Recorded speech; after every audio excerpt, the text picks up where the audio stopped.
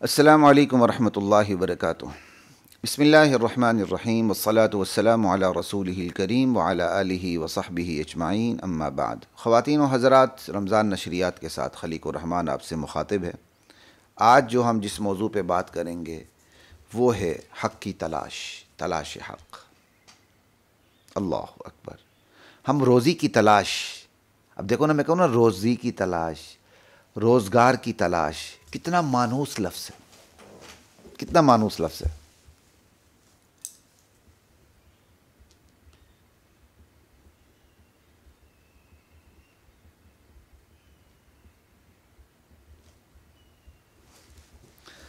لیکن جب ہم حق کی تلاش کہتے ہیں تو ہمیں سمجھ ہی نہیں آتی کیا مطلب بھائی حق کی تلاش کا۔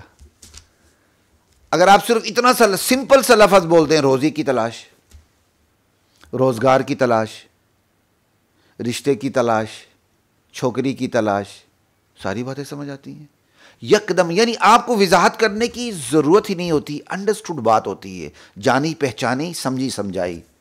لیکن جب آپ کہتے ہیں حق کی تلاش حق، یہ ہمارے معاشرے میں یہ لفظ کتنا نامانوس بن چکا ہے۔ پڑھے لکھوں کو بٹھا دیں، بھائی نماز پڑھتے ہیں ہم، وہ نماز نہیں پڑھتے، نماز پڑھتے، نماز۔ بات کی اب تلاش حق، کیا اس کے آداب ہیں یار، کیا اس کے شرائط ہیں، کیا اس کے تقاضے ہیں، پتہ ہی نہیں۔ روزی کی تلاش کے سارے طریقے آئیں گے، سیدھے بھی بے ڈنگے بھی۔ روزی کی تلاش میں ڈنکی لگا کے جان سے بھی ہاتھ دھو بیٹھیں گے، انہیں کوئی بیوقوف نہیں کہے گا، کہیں گے یار بیچارے مجبور تھے۔ بیوقوف کوئی نہیں کہے گا، کہے گا مجبور تھے۔ اور حق کی تلاش میں پسینہ بہنے لگے، کہتے ہیں مولوی کی باتوں میں آ رہے ہو، ان صوفیوں کی باتوں میں آ رہے ہو، ان تبلیغیوں کی باتوں میں آ رہے ہو، خامخواہ اپنے آپ کو خراب کر رہے ہو، بچے کو عالم بنا رہے ہو، کھائے گا کہاں سے؟ انا للہ و انا الیہ راجعون۔ تلاش حق، اللہ نے یہ دنیا بنائی حق کی بنیاد پر، حق کے اظہار کے لیے، اور برحق بنائی، اور اس میں حق بھی رکھ دیا، اور حق کے مقابلے میں اللہ نے باطل بھی رکھ دیا۔ اب بندے کو اللہ تعالیٰ نے اختیار دے دیا، میرے بندے تیری فطرت بھی ہم نے حق کے مطابق بنائی ہے، یہ فطرت سلیمہ ہے، لیکن تجھے اختیار بھی دے دیا ہے، تو اپنی اس فطرت سلیمہ کو فطرت خبیثہ بھی بنا سکتا ہے۔ تجھے ہم نے یہ اختیار دے دیا کہ تو حق کی بجائے باطل کے راستے پہ چلے جائے، دائیں کی بجائے بائیں جانب مڑ جائے، یہ تجھے اختیار دے دیا ہے۔ دنیا میں تو یہ کر سکتا ہے، لیکن دیکھنا انجام میں فرق ہے۔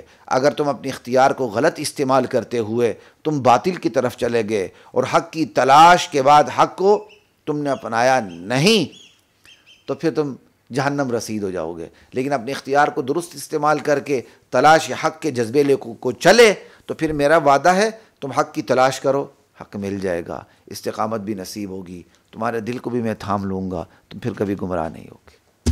تلاش حق، اور اس امت کے لیے، اور ویسے بھی جب تلاش حق سے ایسا پتہ چلتا ہے حق کہیں بہت دور بیٹھا ہوا ہے، ایسی بات نہیں ہے۔ یہ چونکہ اردو میں میں نے لفظ استعمال کیا، وگرنہ حق کی تلاش سے بہتر لفظ ہے حق کی رغبت، شوق۔ بس آپ کو حق کا شوق ہو، بس اپنے دل کے اندر جھانک لیں، حق مل جائے گا۔ چونکہ اردو ہے تو اس کے لیے میں نے پھر تلاش کا لفظ استعمال کیا، تلاش حق۔ اور ویسے بھی ہمارے معاشرے میں شرکیات اور بدعات اور رسوم و رواج اتنے زیادہ ہیں، تو اس میں پھر تلاش کا لفظ بھی غلط نہیں ہے، لیکن اس لحاظ سے تلاش زیادہ مناسب نہیں لگتا کہ شاید حق بہت کوسوں دور ہے، آپ کو بڑی مشکل سے تلاش کرنا پڑتا ہے۔ نہیں، آپ کی نیت صحیح ہو، انشاءاللہ آپ کے دامن میں حق ہے۔ کہتے ہیں جی ڈھونڈنے سے تو خدا بھی مل جاتا ہے، یہ بالکل غلط ہے، خدا کو ڈھونڈنا ہی نہیں پڑتا بھائی، خدا کوئی چھپی ہوئی چیز ہے؟ انا للہ و انا الیہ راجعون۔ تو خیر، بات ہو رہی تھی خواتین و حضرات تلاش حق پہ، انابت، رجوع اللہ۔ بندہ نیت کر لے کہ میں اللہ کی طرف پلٹ آؤں، اللہ کی طرف، اللہ سے لو لگا لوں، اللہ کی طرف رجوع کر لوں، اپنی زندگی کے نشیب و فراز میں، خوشی غمی میں، اٹھک بیٹھک میں، نشست و برخاست میں، غم خوشی میں، زندگی کے ہر موڑ پہ میں نے اللہ کی ہدایات کے مطابق اپنی زندگی گزارنی ہے۔ بندہ یہ نیت کر کے پھر اللہ کی دی ہوئی تعلیمات جو نبیوں سے اتر کے علماء تک پہنچ چکی ہے اور سماج کے اندر عوام میں موجود ہے، اس کے پیچھے جائے گا تو یہ ہے انابت الی اللہ، یہ ہے رجوع الی اللہ، یہ ہے تلاش حق۔ اور اگر یہ جذبہ ایک حبشی کے اندر آ جائے وہ سردار بن جاتا ہے، یہ جذبہ ایک ہاشمی سید کے اندر سے ختم ہو جائے وہ جہنمی بن جاتا ہے۔ کیوں؟ اللہ تعالیٰ نے اس میں میراث نہیں رکھی کہ باپ بہت بڑا نبی تھا اور بیٹا بھی لازماً نبی بن کے رہے، باپ بہت بڑا ہدایت یافتہ تھا، بیٹا بھی لازماً ہدایت یافتہ بنے۔ نہیں، یخرج الحی من المیت و یخرج المیت من الحی۔ اللہ کی جو ذات صمد ہے نا، بڑی بے نیاز ذات ہے، وہ مردے سے زندے کو، زندے سے مردوں کو نکالتے ہونے والی ہے۔ بڑے بڑے بزرگ ہوتے ہیں، اولاد میں شیطان آ جاتے ہیں، بڑے بڑے شیاطین ہوتے ہیں، اولاد میں بڑے بڑے بزرگ پیدا ہوتے ہیں۔ فرق صرف حق کو اپنانے اور نہ اپنانے کا ہے۔ اور پھر اس امت کے لیے حق کی طرف آنا سب سے آسان ہے۔ آدم علیہ السلام سے آپ دیکھ لینا کہ محمد رسول اللہ تک اقوام کی سرگزشت، چنیدہ اقوام کی سرگزشت قرآن کریم میں موجود ہے۔ آدم علیہ السلام کے دو بیٹوں کو دیکھ لیں، حابیل اور قابیل۔ حابیل حق کی طرف چلا گیا، قابیل قاتل بن گیا۔ فرق آ گیا، دونوں نبیوں کے بیٹے ہیں۔ آگے چلے جائیں، نوح علیہ السلام کا بیٹا جن کا نام کنعان کہا جاتا ہے، نوح علیہ السلام پہ زیادہ سے زیادہ 80 82 83 افراد ایمان لائے، کم و بیش۔ بیٹا نہیں آ سکا، حق کا جذبہ نہیں تھا۔ اس سے پھر آگے آپ چلیں، کیا کہتے ہیں، ابراہیم علیہ السلام کی ابا جان ایمان نہیں لا سکے، ٹھیک ہے، اللہ اکبر، خود ابراہیم علیہ السلام اولو العزم پیغمبر، دیکھ لیں۔ اسی طرح آپ دیکھ لیں، لوط علیہ السلام کی بیوی ایمان نہیں لا سکی، نوح علیہ السلام کی بیوی ایمان نہیں لا سکی، اور فرعون کی بیوی علیہ السلام بن گئی۔ فرعون کی بیوی کو قرآن، اللہ تعالیٰ نے فرعون کی بیوی کا تذکرے کو قرآن بنا دیا، اللہ اکبر۔ وَضَرَبَ اللَّهُ مَثَلًا لِّلَّذِينَ آمَنُوا امْرَأَتَ فرعون، 28واں سپارہ ہے سورۃ التحریم میں، جا کے پڑھی، آخری آیات ہیں۔ اللہ اہل ایمان والوں کے لیے فرعون کی بیوی کی مثال بیان کرتے ہیں۔ فرعون کی بیوی ایمان لا چکی تھی موسیٰ علیہ السلام پہ۔ یہ کیا فرق ہے؟ فرعون کی بیوی تو مومنہ، نبی نوح کی بیوی کافرہ، نبی لوط کی بیوی کافرہ، اللہ اکبر۔ دونوں نبی علیہم السلام اور دونوں کی بیویاں جہنم میں۔ یہ کیا فرق ہے؟ یہ بس فرق یہی ہے، جس کے اندر حق کو تلاش کرنے، حق کو لینے اور حق پر عمل کرنے کی نیت ہو، اس کا انجام کچھ اور ہے، چاہے وہ کیسا بھی ہے، خاندانی حوالے سے۔ آپ دیکھ لیں بلال حبشی، صہیب رومی، اللہ اکبر، سلمان فارسی کیسے مسلمان ہوئے، اور دوسری طرف ابو لہب کو دیکھ لیں، ہاشمی خاندان کا فرد، ابو طالب کو دیکھ لیں، نبی علیہ السلام کے چچا، ابو جہل کو دیکھ لیں، قریش مکہ کا بہت بڑا سردار، لیکن کہاں گیا؟ اسی طرح آج آپ کے اس ملک کے بعض ایسے اداکار ہیں کہ وہ، ان کا شجرہ نسب اوپر علمی ہے۔ مولانا قاسم نانوتوی رحمۃ اللہ علیہ کی اولاد میں سے ایک بندہ پاکستان کے ایک مشہور اداکار ہے۔ یہ کیا فرق ہے؟ یہ فرق صرف نیت اور جذبے کا ہے۔ اللہ اکبر کبیرہ والحمد للہ کثیرہ۔ تو خواتین و حضرات، رمضان کا مبارک مہینہ ہے، نیت کر لیں کہ ہم نے حق سے چمٹنا ہے، حق لینا ہے، بھلے اس کے لیے کوئی بھی قربانی دینی پڑے، اگرچہ ہم اس قابل نہیں ہیں کہ ہم قربانی دے سکے۔ اللہ ہماری آزمائشوں سے ہماری حفاظت فرمائے۔ اور ایک حدیث سنا دیتا ہوں، نبی کریم صلی اللہ علیہ وسلم کی حدیث، اور حدیث قدسی ہے۔ حضرت ابو ہریرہ حضور سے روایت کرتے ہیں، اور نبی علیہ السلام اللہ سے روایت کرتے ہیں۔ خود نبی علیہ السلام راوی بن جائیں، اللہ سے روایت کریں، تو اسے حدیث قدسی کہتے ہیں۔ عن ابی ہریرہ رضی اللہ تعالی عنہ قال قال النبی صلی اللہ علیہ وسلم یقول اللہ تعالی، ابو ہریرہ راوی ہیں، فرماتے نبی علیہ السلام نے ارشاد فرمایا کہ اللہ تعالیٰ یہ ارشاد فرماتے ہیں، انا عند ظن عبدی بی، میں اپنے بندے کے گمان کے ساتھ ہوتا ہوں۔ بندہ میرے بارے میں جیسا گمان رکھے میں ویسا سلوک کرتا ہوں۔ اس لیے اللہ کے بارے میں ہمیشہ اچھا گمان رکھنا چاہیے. اللہ کے بارے میں اچھا گمان رکھنا واجب ہے، فرض ہے. اللہ کے بارے میں برا گمان نہ رکھیں کہ اللہ ہمیں محروم کرے گا، اللہ ہمیں روزی نہیں دے گا، اللہ ہمیں ذلیل کرے گا، اللہ تعالیٰ نے دیکھو فلاں فلاں کو یہ دے دیا، اللہ نے مجھے کچھ نہیں دیا، اللہ تو مجھ پہ ظلم کر رہا ہے. انا للہ و انا الیہ راجعون. اس طرح تو جو رہی صحیح نعمت ہے وہ بھی نکل جائے گی.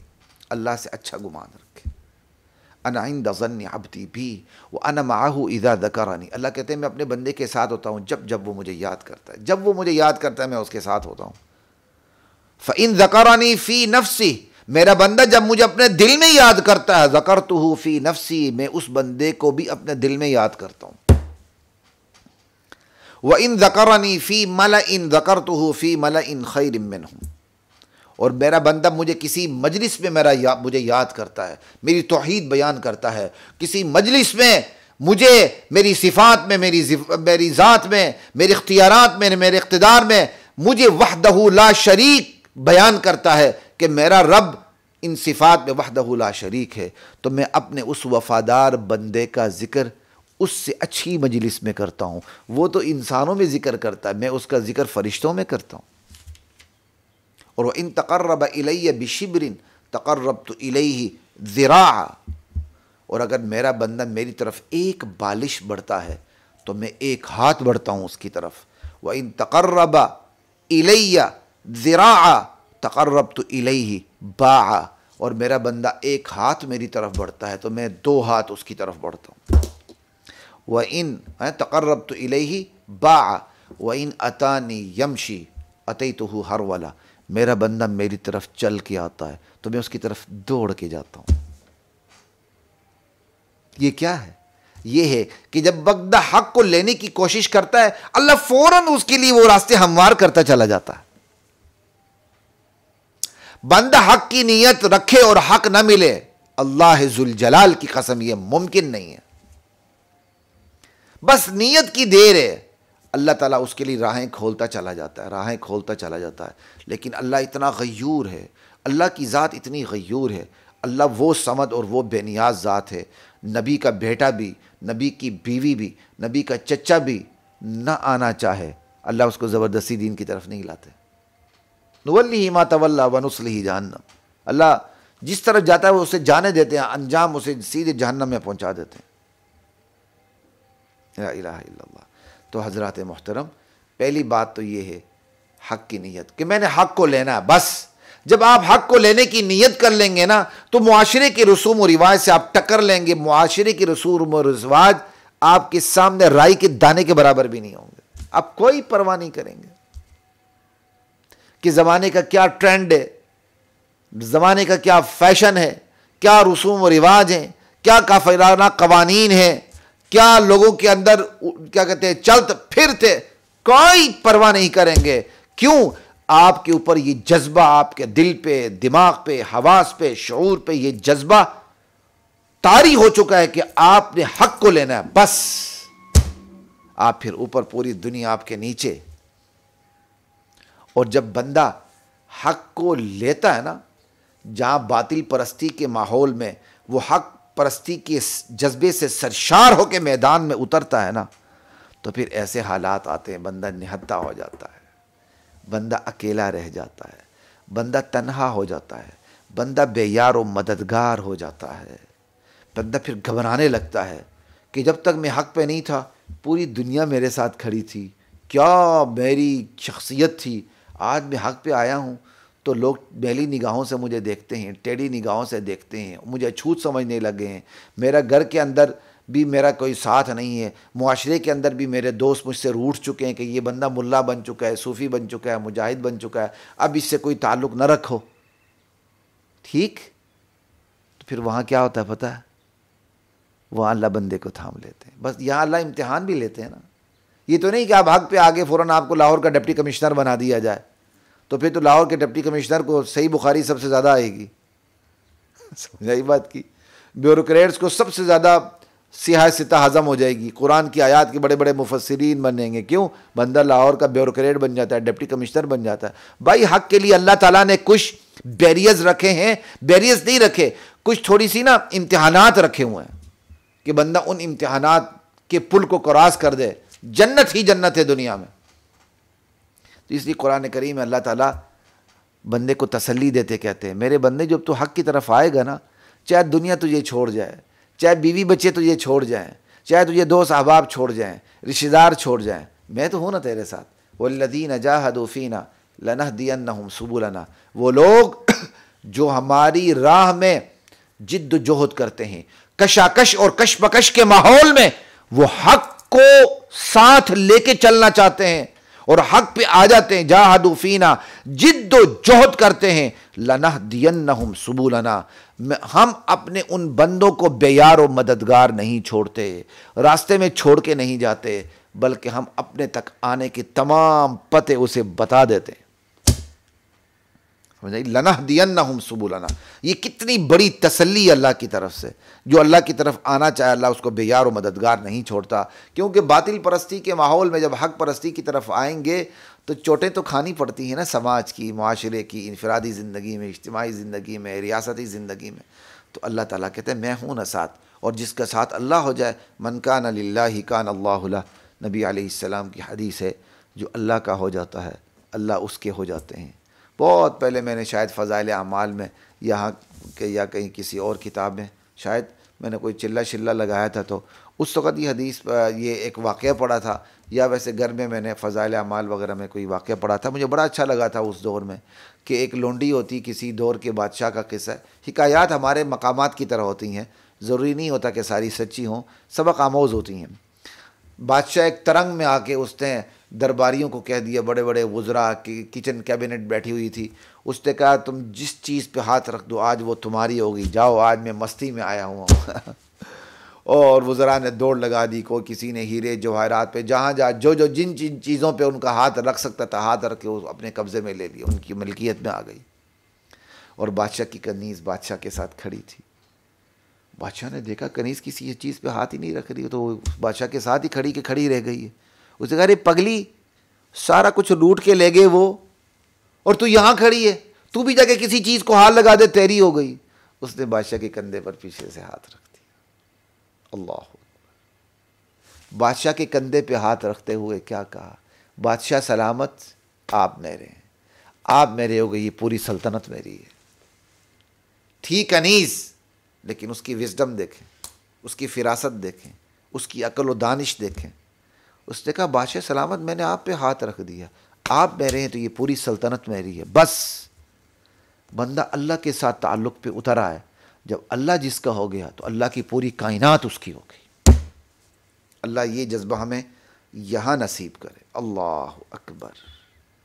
تو خواتین و حضرات، تلاش حق پہ آپ کے ساتھ بات ہوئی، رجوع اللہ پہ بات ہوئی، اور تعلق مع اللہ بھی اس کے اندر آ گیا۔ تعلق مع اللہ کو ہم کسی وقت الگ سے بھی بیان کریں گے، اللہ تعالیٰ نے چاہا تو۔ یہ ذرا یار مجھے یاد بھی کروا دینا، اگرچہ یہ تعلق مع اللہ ہی پہ ساری باتیں ہیں۔ انشاءاللہ خواتین و حضرات آپ سے بات ہوتی رہے گی۔ السلام علیکم ورحمۃ اللہ وبرکاتہ۔ وَلَقَدْ أَنزَلْنَا